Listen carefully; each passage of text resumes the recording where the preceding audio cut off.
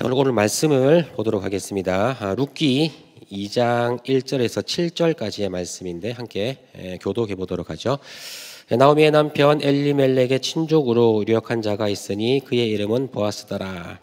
모압 여인 룻이 나오미에게 이르되 원하건대 내가 밭으로 가서 내가 누구에게 은혜를 입으면 그를 따라서 이삭을 주겠나이다 하니 나오미가 그에게 이르되 내 딸아 갈지어다 하매 룻이 가서 베는 자를 따라 밭에서 이삭을 줍는데 우연히 엘리멜렉의 친족 보아스에게 속한 밭에 이르렀더라. 마침 보아스가 베들레헴에서부터 와서 베는 자들에게 이르되 여호와께서 너희와 함께 하시기를 원하노라 하니 그들이 대답하되 여호와께서 당신에게 복 주시기를 원하나이다 하니라. 보아스가 베는 자들을 거느린 사환에게 이르되 이는 누구의 소녀냐 하니 베는 자를 거느린 사환이 대답하여 이르되 이는 나오미와 함께 모압 지방에서 돌아온 모압 소녀인데. 함께 읽겠습니다. 그의 말이 나로 베는 자를 따라 단 사이에서 이삭을 죽게 하소서 하였고 아침부터 와서는 잠시 집에서 쉰 외에 지금까지 계속 가는 중이니이다. 아멘. 제가 수요 예배 순서 배정을 방학 중에 있는 걸 받고 어떤 말씀을 전할까 좀 고민을 잠깐 했었습니다. 무엇보다 조금 무거운 말씀보다는 조금 가볍게 나눌 수 있는 그런 말씀이 없을까 생각을 하던 찰나에 지난 6월쯤에 제가 권사회도 맡고 있거든요. 그래서 총권사회 모임에서 제가 잠깐 말씀을 나눈 적이 있는 그 말씀을 좀 나누면 좋겠다 하는 생각이 들더라고요. 그때는 뭐 설교라기보다는 좀 제 묵상을 나누는 거였죠. 한 10분 정도 나누었었는데 근데 거기에서 조금 살을 더 붙여가지고 오늘 말씀에 좀 나누면 좋겠다 싶어가지고 룻기 말씀을 오늘 좀 나누게 됐습니다. 룻기는 상당히 짧은 책인데요. 근데 너무나 중요한 책이기도 합니다. 왜냐하면은요. 침체기 시대, 즉 이스라엘의 침체기 시대와 이스라엘의 부흥의 역사를 연결해주는 그러한 책이기 때문에 그렇습니다. 침체기라고 하면 어떤 시대를 얘기하냐면 사사 시대를 얘기합니다. 사사 시대. 그리고 부흥기라면 언제를 얘기하냐면은 다윗 왕조 시대를 이야기합니다. 즉 이 사사기와 이 다윗 왕조 시대를 연결해주는 연결고리 역할을 하는 게 이 룻기입니다. 우리가 2장을 읽었는데 바로 앞장에는 어떤 내용이 있냐면은 모압으로 갔던 나오미 일가가 완전히 풍비박산이 나고 큰 절망을 겪고 이제 나오미는 이제 쓰라린 모습으로 자신의 고향 베들레헴으로 돌아오는 그러한 모습을 그리고 있습니다. 나오미는 이때 자신의 이름을 나오미라 부르지 말고 마라라고 부르라. 그렇게 주변 사람들에게 요청을 할 정도로 나오미 뜻은 달다는 뜻이에요. 달다는 뜻이고 마라라고 하는 뜻은 뭐냐면은요 쓰다는 뜻이에요. 즉 나를 더 이상 나오미라 부르지 말고 마라라고 부르라고 이야기하면서 자신의 쓰라린 모습을 그렇게 비관할 정도로 그렇게 처참한 상황이라는 것을 묘사해 주기도 했죠. 그리고 나오미는 자신의 며느리 룻과 그 고향에 이제 정착하기 시작하는데 그런데 이제 오늘 본문 읽었던 2장 말씀에서는 그들에게 이제 회복의 은혜가 임하는 내용들이 시작이 됩니다.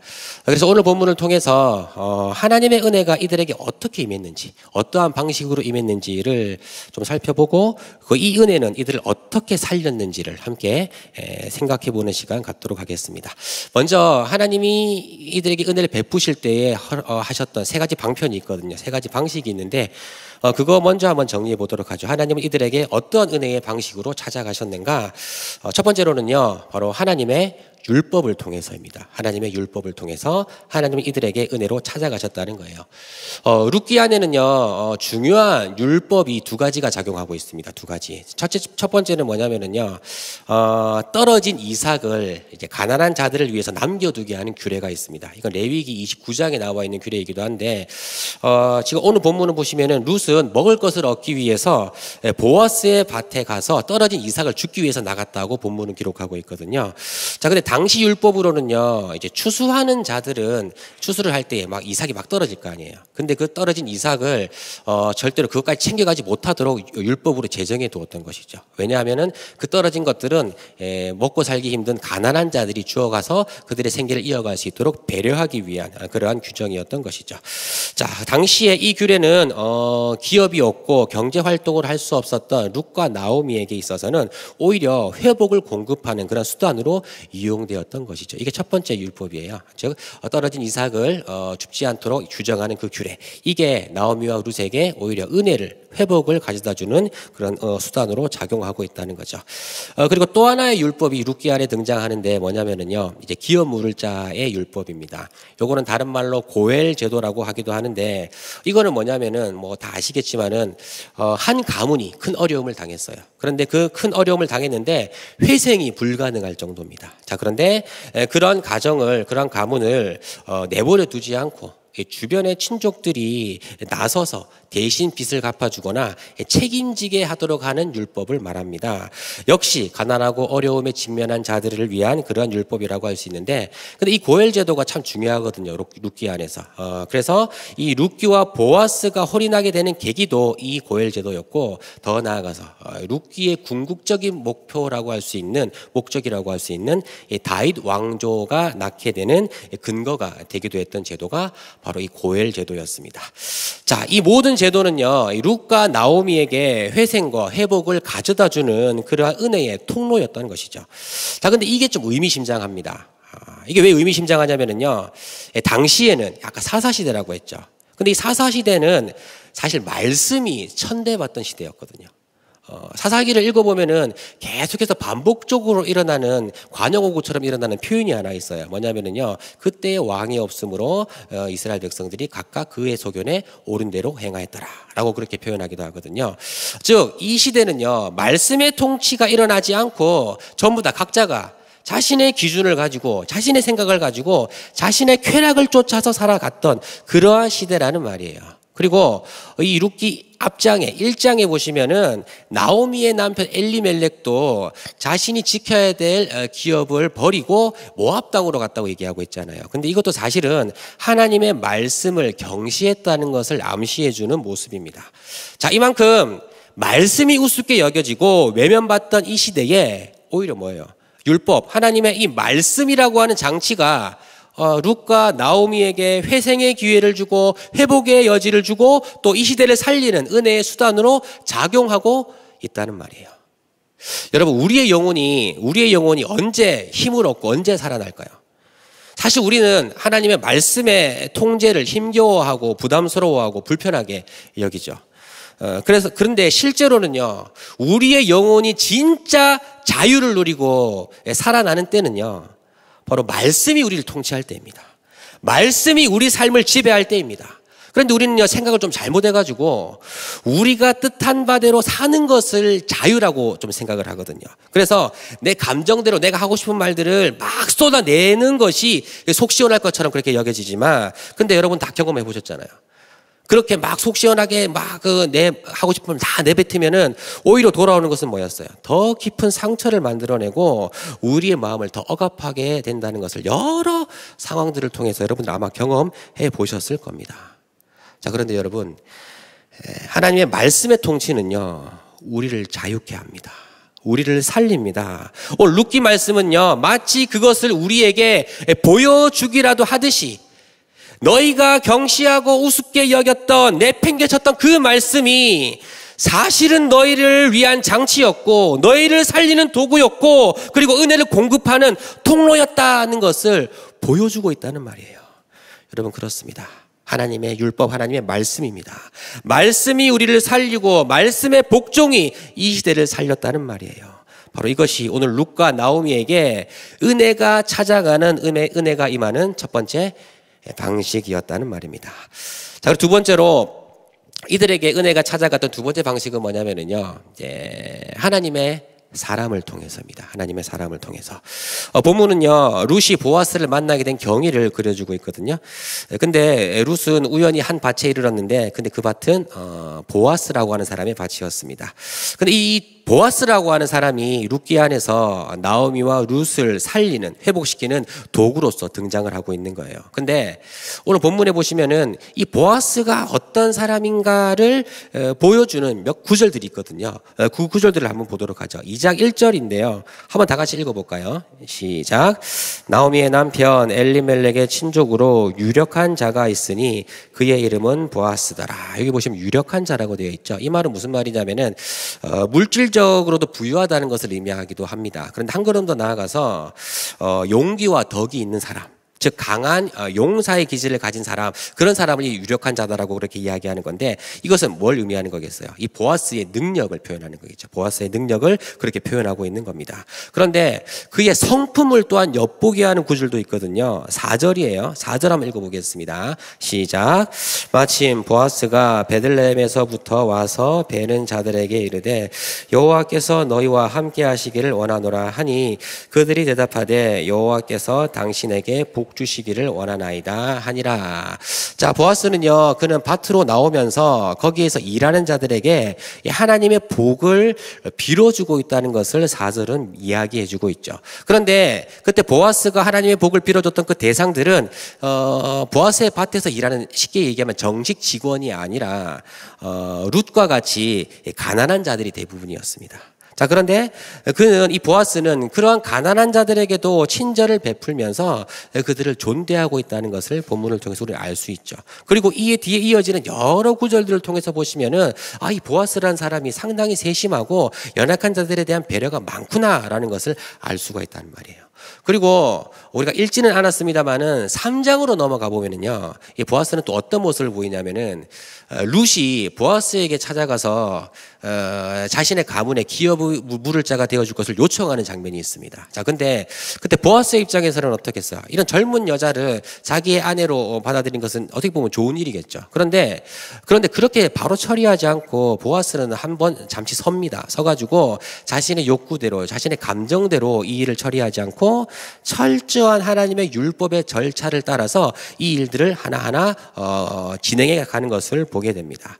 이렇게 과정을 딱 보시면은요, 보아스의 성품이나 보아스의 경건의 정도라든지 그에게서 묻어나는 여러 가지 삶의 모습들을 룻기 2장에서는 우리는 찾아볼 수 있다는 말이에요. 자, 그런데 보아스의 이 모습이 또 왜 중요하냐면은요, 역시나 이제 시대적 배경 때문에 그렇습니다.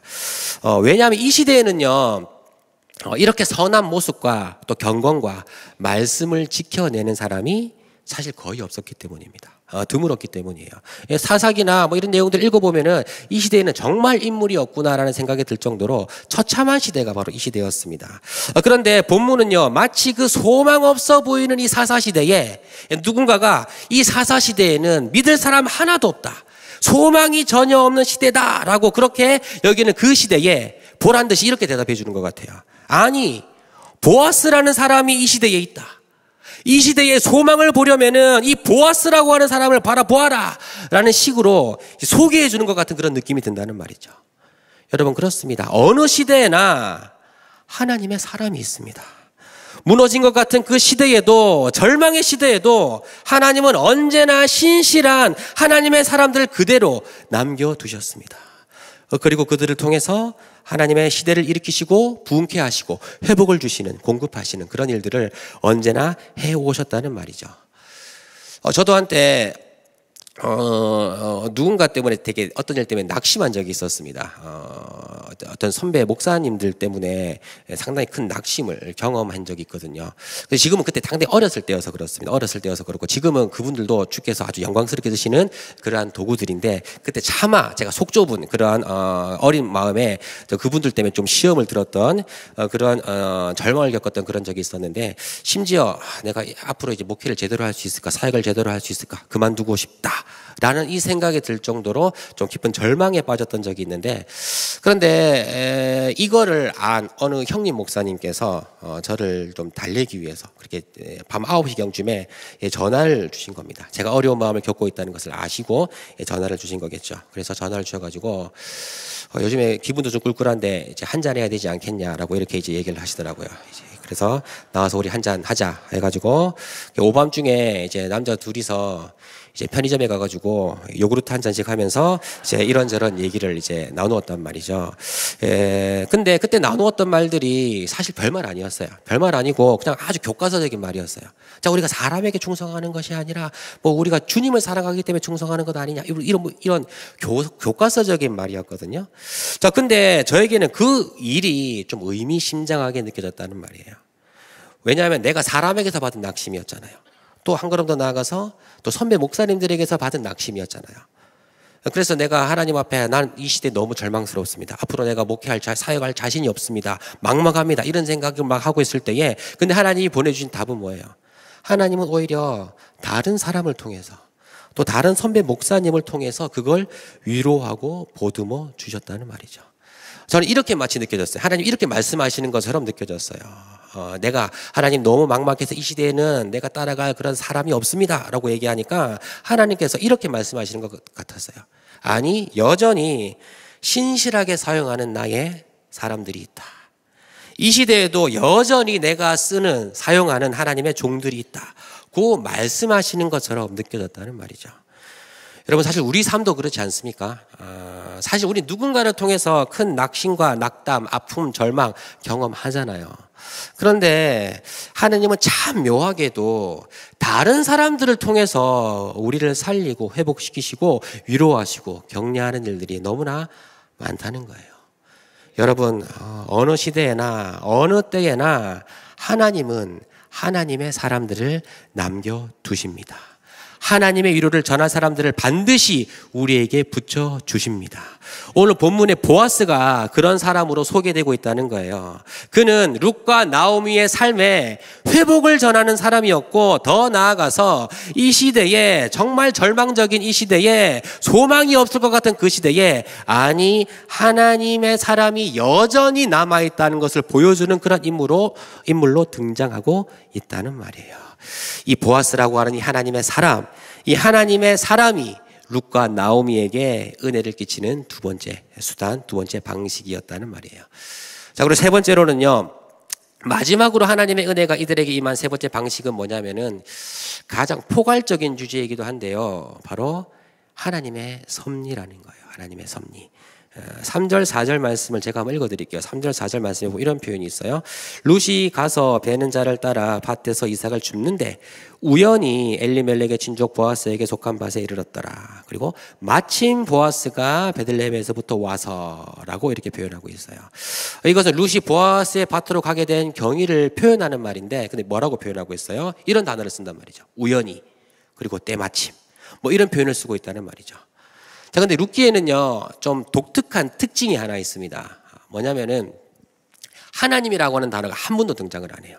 물론 누군가 입을 통해서 여호와의 이름이 찬송되는 것을 언급하는 구절은 하나 있는데, 근데 그거 외에 하나님이 무언가를 하셨다는 이런 표현들이 하나도 없는 책이 룻기라는 거예요. 마치 하나님이 없는 것처럼 표현합니다. 하나님이 이야기에 등장하지 않는 것처럼 표현한다는 말이에요.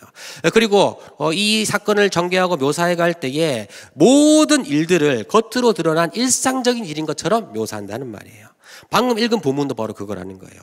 마침, 우연히 룻이 그곳을 간 것처럼 그렇게 묘사를 한단 말이에요. 그런데 이 룻기를 읽는 모든 독자들은 알고 있죠. 마치 우연처럼 묘사되고는 있지만은 그런데 지금 뭐 하고 있는 거예요? 룻기는 보이지 않는 하나님의 강력한 개입과 간섭을, 섭리를, 그리고 하나님의 그 일하심을 이 모든 과정을 통해서 드러내주고 있다는 것을 룻기를 읽는 독자들은 다 알 수 있다는 말이에요. 그래서 좀 하나님이라고 하는 단어가 언급되어 있지는 않지만 그런데 이런 기법들은요, 좀 역설적으로 보이지 않는 하나님의 강력한 손길을 더 강조해주고 보게 해주는 역할을 한다는 말입니다. 여러분, 그렇습니다. 이렇게 무너진 것 같은 이들의 삶에 하나님이 강력히 개입하셨습니다. 마치 우연처럼 보이지만은 실제로는 하나님의 강력한 간섭과 섭리가 이들의 삶을 붙들고 있었고 인도하고 계셨음을 룻기는 묘사해주고 있다는 말이에요. 이게 바로 이들에게 임한 하나님의 은혜의 세 번째 방식입니다. 하나님의 섭리, 하나님의 간섭하심. 여러분, 이렇게 하나님은요, 처참한 삶을 살고 있는 룻과 나오미의 삶에 다양한 은혜의 수단과 방식으로서 이들을 찾아가셨습니다. 하나님의 말씀으로서 이들을 회복시키시고, 하나님의 사람을 통해서 이들을 위로하시며, 또 보이지 않는 하나님의 강력한 섭리로서 이들의 모든 걸음걸음을 인도해 오셨다는 말이죠. 자, 그런데 저는요, 여기서 한 걸음 더 나아가서 이런 은혜가 이들을 어떻게 살렸는지를 좀 주목해 보고자 합니다. 이렇게 주어진 은혜가 이들의 삶을 어떻게 살리고 이 은혜의 결과가 무엇이었는지를 함께 주목해 보고자 하는데요. 14절을 읽어보시죠. 14절 읽겠습니다. 시작. 식사할 때에 보아스가 룻에게 이르되 이리로 와서 떡을 먹으며 내 떡 조각을 초에 찍으라 하므로 룻이 곡식 빼는 자 곁에 있으니 그가 곡식을 주매 룻이 배불리 먹고 남았더라. 자, 룻이 보아스가 베푼 것들을 먹었다고 표현하고 있는 거거든요. 근데 어느 정도로 먹었다고 얘기를 하고 있어요. 제 끝에 다 먹고 배불리 먹고 남을 정도로. 즉 풍성히 체험을 받았다고 그렇게 묘사하고 있죠. 근데 사실 룻은요, 그냥 오늘의 양식을 얻기 위해서 그 밭에 나아갔을 뿐이에요. 그냥 오늘 배고픔과 주림을 해결하기 위해서 그 밭에 나아갔을 뿐이라는 말이에요. 자, 그런데 그녀가 받은 은혜의 결과는 어떻다고요? 배불리 먹고 남았다는 말이에요. 단순한 체험을 넘어서서 음식이 남을 정도로 풍성한 은혜들로, 풍성한 것들로 체험을 받았다는 말이에요. 이것은요, 일종의 예고편이라고 보시면 됩니다. 즉 앞으로 룻과 나오미가 어떠한 회복과 어떤 은혜를 받게 될 것인지 예고해주는 그런 의문학적 장치라고 보시면 돼요. 즉 이들이 받게 될 회복은 단순한 회복을 넘어서는 것이구나, 배불리 먹고 남을 정도로 넘치는 부흥을 이들이 경험하게 될 것이구나 라는 것을 예고해주는 장치라는 거예요. 제가 좋아하는 찬양 중에 이런 찬양이 있는데 주님의 모든 것이라는 찬양이에요. 주님의 그 모든 것이라는 찬양인데, 근데 이 찬양의 가사 끝부분은 이런 부분이 있습니다. 주 사랑으로 만족시키니 부족함 없네 라는 이러한 부분이 있거든요. 근데 이 끝에 부족함 없네 라고 하는 이 부분은 우리가 자주 쓰는 표현이니까 저도 뭐 별다른 생각 없이 그냥 불렀습니다. 부족함 없네. 이 부분, 그러니까 그 고백을 너무나 좋아했긴 했지만, 근데 별다른 감정 없이 그렇게 불렀었습니다. 그런데 이 찬양의 영어 원문 가사를 제가 우연히 접한 적이 있었습니다. 영어 원문 가사를 보니까 이 부족함 없네라고 하는 이 부분이 원문 가사에는 어떻게 표현되어져 있냐면 이렇게 표현되어 있던 거예요. More than enough, more than enough. 즉 인어프가 충분하다는 뜻이잖아요. 근데 그 충분함을 넘어섰다는 그런 표현을 얘기하고 있는 거예요. 즉 이 말은 어떤 뉘앙스냐면은 충분할 정도로 채워졌다는 말이 아니라 그 충분함을 넘어섰다는 말이에요. 차고 넘친다는 표현이 more than enough라는 말이에요. 아까 이제 부족함 없네라고 하는 이 표현은 단지 내게 필요한 만큼의 충분함을 이야기하는 것처럼 보이지만, 근데 more than enough는 어떻습니까? 더 깊고 풍성한 표현이라는 거예요. 넘친다는 거예요. 차고 흘러 넘쳐서 나를 회복시키고도 남을 정도로 풍성히 채워진다는 말이에요. 저는 이 표현이 은혜를 가장 잘 표현한 것 같다는 생각이 들더라고요. 나의 필요를 넘어서, 내 충분함을 넘어서 차고 넘치게 부어주시는 그 은혜, 이게 하나님의 은혜구나라는 그런 생각이 들더라고요. 제가 아는 한 목사님이 계세요. 제가 오늘따라 목사님 얘기를 너무 많이 하네. 목사님들 스포를 너무 많이 해가지고 좀 죄송한데, 근데 제가 아는 그 목사님이 한 얘기를 들려주신 적이 있는데, 어릴 때 7살이 될 때까지는 아버지를 본 적이 없대요. 아버지가 살아 계신데 아버지를 본 적이 없대요. 근데 7살이 되던 그 해에 아버지가 자신의 집에 나타나서 처음으로 아버지를 뵀었대요. 근데 아버지 옆에 또 다른 여자분이 한 분 따라왔다는 거예요. 즉 아버지가 한 여자분을 데리고 왔던 거예요. 그리고 데리고 오셔가지고 어머니에게 나는 이 여자랑 살 거니까 나가서 살라고 그렇게 얘기를 했다는 거예요.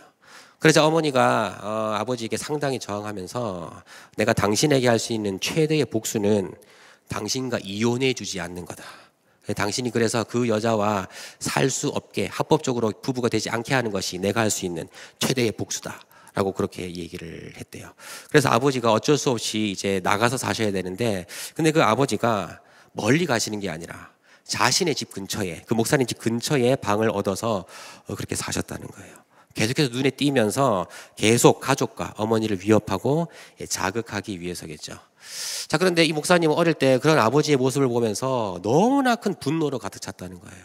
심지어 정말 아버지를 죽이고 싶다는 생각이 들 정도로 너무 아버지에 대한 분노가 가득 찼다는 거예요. 자, 그러다 어느 날 목사님이 이제 교회로 나가시게 됐는데, 그런데 교회 나가서 하나님 앞에 자신의 삶을 비관하면서 하나님, 내 인생은 도대체 왜 이렇습니까? 라고 하면서 아버지에 대한 분노를 하나님께 막 그렇게 쏟아냈다는 거예요. 자, 점점 그러다가 그것이 오히려 이 목사님이 믿음을 갖게 되는 계기가 되었고, 그리고 자신이 영적으로 성장하게 되는 그런 계기가 되었습니다. 결국 어떻게 보면은요, 아버지에 대한 그 분노가 오히려 자신이 하나님을 더욱더 붙들게 되는 은혜의 장치가 된 셈이죠. 자, 그리고 그때 누군가가 이런 말을 해줬다고 합니다. 그때 교회 학교 선생님이었던 것 같은데, 그 선생님이 이렇게 얘기해 줬대요. 너의 그 서러운 인생 하나님이 반드시 기억하시고 그리고 갚아주시고 반드시 그것을 네 인생을 사용하실 거다라고 그렇게 격려해 줬답니다. 그래서 목사님은 이 선생님의 그 말이 너무 큰 위로가 됐다는 거예요. 그리고 자신의 비참한 인생이 하나님이 쓰신다니 너무 큰 위로가 되어가지고, 그래서 자신이 가진 그 상처를 더 이상 상처로 부르지 않고 오히려 은혜의 흔적이라고 부르기로 했답니다. 하나님을 가까이 하게 되는 계기가 되었으니까. 그런데 이제 시절이 좀 흘렀어요. 세월이 좀 흘러서 이제 본인이 이제 청소년 사역을 하게 되는 목사님이 되었던 거예요. 그런데 어느 날 한 청소년에게서, 아이에게서 전화가 와서 잠시 목사님 뵙기를 원한다는 거예요. 뵙기를 원하는데, 근데 이 아이를 알 수 없는 아이였대요. 청소년인데 자기 부서 애가 아니었기 때문에 알 수가 없는 아이였는데, 근데 이 아이가 갑자기 전화 와서 자기 얘기를 한번 들어달라고 전화가 왔다는 거예요. 그래서 그 아이와 얘기를 나누는데, 근데 그 아이가 하는 얘기들이 보니까 아버지에 대한 분노를 막 쏟아내는 거예요. 그런데 입에 담기도 힘든 충격적인 말들을 계속해서 이야기했다는 거예요. 저도 아직 그 내용이 뭔지는 모를 정도로, 그 목사님이 저에게 얘기해 주기 힘들 정도로 너무나 충격적인 얘기였다는 거예요. 그래서 그 얘기를 쭉 듣다 보니까 자기가 경험한 것은 정말 아무것도 아니구나 싶을 정도로 그 아이가 얘기하는 것들이 너무나 충격적인 얘기들이었다는 거예요. 그리고 그 아이도 아버지를 정말 죽이고 싶다는 그런 표현을 했다는 거예요. 그리고 이 이야기를 듣는 중에 이 목사님은 그 아이의 얘기에 집중하기보다 오히려 너무 얘기가 충격적이어가지고 얘기 중간에 이 이야기 다 끝나고 내가 뭘 얘기해 줘야 되지, 이 생각이 계속 들었답니다. 도무지 이 애에게 어떤 얘기를 해가야 위로가 될 수 있을까, 이런 생각이 들면서 이 아이의 얘기 중간에 그 생각으로 계속 머물면서 도대체 무슨 말을 해줘야 될까라는 생각이 들었대요. 그런데 이 아이의 이야기가 다 끝난 후에 본인이 뭐라 해줄 얘기가 없어서 결국은 자기 얘기를 했죠. 자기 어린 시절부터 얘기를 했죠. 그래서 사실 나도 어릴 때 아버지를 죽이고 싶을 만큼 그렇게 미워했던 때가 있었다. 그리고 이런저런 삶을 살다가 하나님을 만나게 되고 또 이런 일을 경험하다가 지금은 잘 극복해서 여기까지 왔다. 뭐 이런 식으로 이제 얘기를 했대요. 근데 얘기하고 보니까 너무 임팩트가 없어가지고 애가 전혀 반응하지 않을 것 같다는 생각이 들었다는 거예요. 그래서 내가 좀 얘기를 더 좀 극적인 드라마틱하게 얘기를 했었어야 되는데, 이런 생각을 계속 하던 찰나에, 근데 그 아이가 목사님 얘기를 듣자 갑자기 흐느끼면서 펑펑 울면서 목사님에게 편지 하나를 건네줬대요. 근데 편지가 뭐였냐면은 유언장이었대요. 유언장. 그러니까 사실은 그 아이는 뭐였냐면은 이 유언을 누군가에게 남기고 마지막으로 누군가를 만나고 자신은 그 길로 자살할 생각이었던 거예요. 그래서 그 대상을 이 목사님으로 삼은 거죠. 그래서 파헤쳐 보니까 이 아이는 이 교회의 이 목사님이 섬기시는 부서에 다니는 그런 여학생의 친구가 있었어요. 그래서 자기가 주변에 너무 사람이 없으니까 누군가에게 뭔가를 말을 남겨야 되는데, 내 친구가 교회 다니는데 그 목사님이라도 만나봐야겠다 해서 이 목사님을 찾아왔던 거예요. 그래서 이 아이는 이 유언장을 목사님에게 던지고 그렇게 자기는 그 길로 자살할 생각이었는데, 그런데 이렇게 얘기를 했대요. 목사님한테. 목사님도 그런 일을 겪으시고 그리고 이겨내셨다는데 내가 그 말에 용기를 얻어서 저도 한번 살아내 볼게요. 내가 거기에 힘을 얻어서 한번 이겨내 볼게요. 라고 그렇게 이야기하고, 그 아이는 그대로 돌아가서 교회 다녔다고 얘기하더라고요. 그리고 삶이 회복이 되어서 그렇게 살았다고, 잘 살았다고 얘기를 하던데, 그런데 목사님이 그 일을 겪고 나서 자신이 겪었던 그 아픔과 상처에 대해서 다시 한번 생각을 해봤대요. 자신에게 있어서 그 상처, 아버지로부터 받은 그 상처가 자신에게 있어서 개인적인 의미만 지니고 있을 거라 생각을 했거든요. 즉 하나님께 나오게 되는 어떤 수단 정도로만 생각을 했던 거예요. 그런데 오늘 와서 이 아이를 만나고 보니까 어떤 생각을 드냐면은 마치 자신의 그 상처가 이 아이를 살리기 위해서 예비되어진 것처럼, 마치 하나님이 이 아이 한 명 살리려고 나를 그렇게 준비시킨 것처럼 그렇게 느껴지셨다는 거예요. 모얼된 이너프죠. 자신에게 상처로 남아있던 그 일, 자신의 삶을 비관했던 그 일이 은혜가 덧입혀지니까 자신을 살리고 자신의 인생을 바꾸는 일이 되었는데, 그런데 그것을 넘어서서 다른 한 사람을 살리는 능력의 도구가 되었던 것이죠. 모얼된 이너프죠. 여러분, 그렇습니다. 성도에게 있어서 상처는요, 단지 하나의 상처로 남지 않습니다. 그 상처가 은혜로 덧입혀지게 되면은 나를 살리며 나를 성장시키며 내 인생을 변화시킬 뿐만 아니라 더 나아가서 누군가를 살리고 누군가를 위로하고 누군가를 격려하고 누군가를 변화시키는 하나님의 위대한 역사의 도구로 쓰임받게 된다는 말입니다. 모얼된 이너프죠. 우리 인생에 차고 넘치는 하나님의 은혜, 모얼된 이너프죠. 차고 넘치도록 부어지는 그것이 바로 하나님의 은혜라는 말입니다. 말씀을 정리하겠습니다. 여러분, 오늘 본문에서 나눈 것처럼 사실 하나님의 은혜는 우리 삶의 매 순간 여러 방편을 통해서, 여러 방식을 통해서 우리에게 계속해서 찾아오고 있습니다.